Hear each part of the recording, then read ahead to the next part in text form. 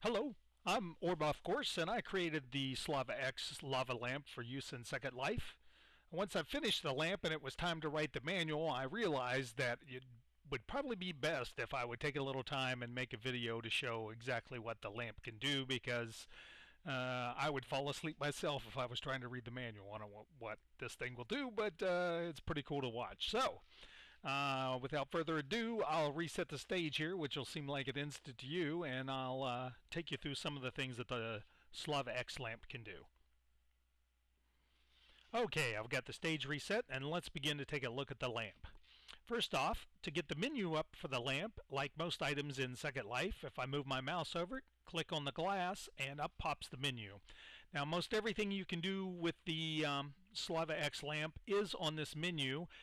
There are also text commands that will do everything that's on the menu. So if you'd rather use a text command, you can look in the owner's manual there, and you'll find the listing of those.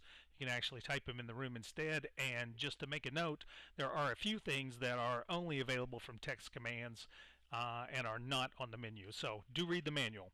All right, first off, it is a lamp, so I'm going to turn it on. I click the button, and hey, my lamp is on.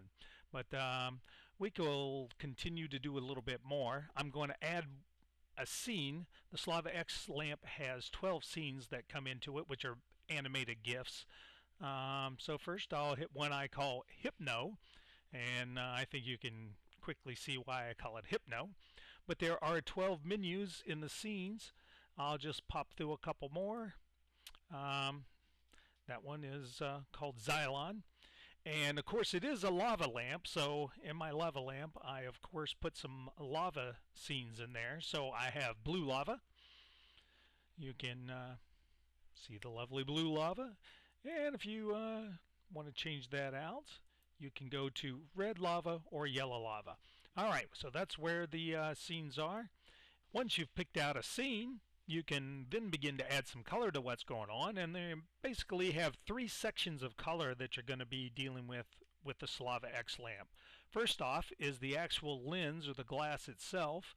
You can apply a color to that. I'll do a pink to that, and if you'll notice, it totally changes the way whatever scene is playing. The filters and the colors that result are way different.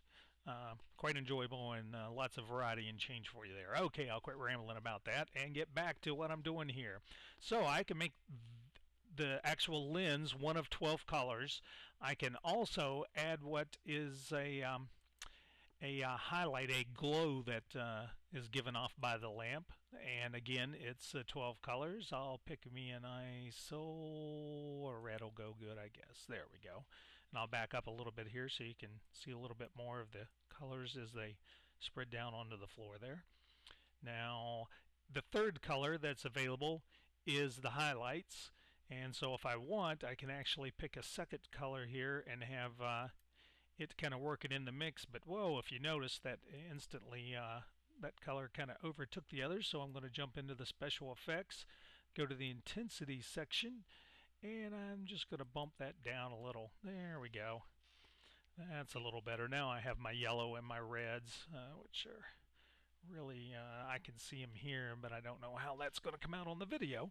But anyhow, three different sources of lights that can go on. In addition to that, one of those lights, or in addition to one of those lights is a static light that will not change. You can set it, and it will always give that light off as a constant. The other two, the one that's applied to the face and the glow light, are actually able to go into random mode. And I'll get random mode going there. You see it turn to green as it jumped to the first color. And you have your choice with the lamp. Oh, no, that's looking nice. Let me get a little closer so you can see some of the changes as they're happening. Okay, so just as a quick summary there are three sections of lighting that you get with the SLavaX lamp. One for the glass, one for a glow light that can also go into the auto cycle mode, and then a stagnant set of lights that you can use to cast a steady color. And then with each of those, you get the ability to, well, except for the glass, you don't get the ability on the glass. It's either on or it's off. But on the glow lights and the highlights, you get intensity levels you can do as low, medium, or high. You get fall off that you can adjust low, medium, high, and also the radius of the light, the radius of the light. Again, low, medium, and high. There are more notches available, but the changes are so minute and there's so much going on that I thought 3 was enough to deal with. Okay, what else can the SLavaX lamp do? Well, let's take a look. We had scenes we looked at already. Now I'm going to take a look at what I call the res category. And the res category has 9 different shapes of objects, all made at their full largest 10 by 10 by 10 if possible sizes in an SL. And I click on any one of those, and instantly, as you see, whatever object I selected is resed around me. It comes out transparent, and it also has the full menu of what the lamp does, minus a few things. It does not have the ability to res more objects, and it does not have a couple other functions that are in there, the particle scripts, for example, and a couple other things. But what it does do is most all the goodness of what the SLavaX lamp itself will do. So I'll get a scene started on one of the pieces I res. I'll turn the light on that to make it a little bit brighter, a little easier to see. Okay. And I'll go back inside the lamp here by zooming back in again and res something else. So I can res actually many pieces. There is no limit, actually. There's 9 objects to work with, and with those 9 you can just keep creating and creating and creating new prims and reshaping. You do have the modify privileges on all these.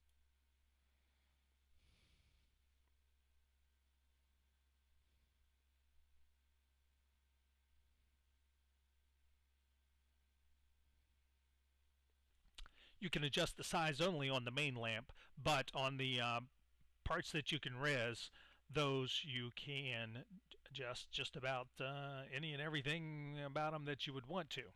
Alright, so there's a nice little cool effect going on. That's with one scene playing. Now if I want, I can click on it and cause one to start spinning. That adds a little bit more visual excitement. And I can also go in and res some more things.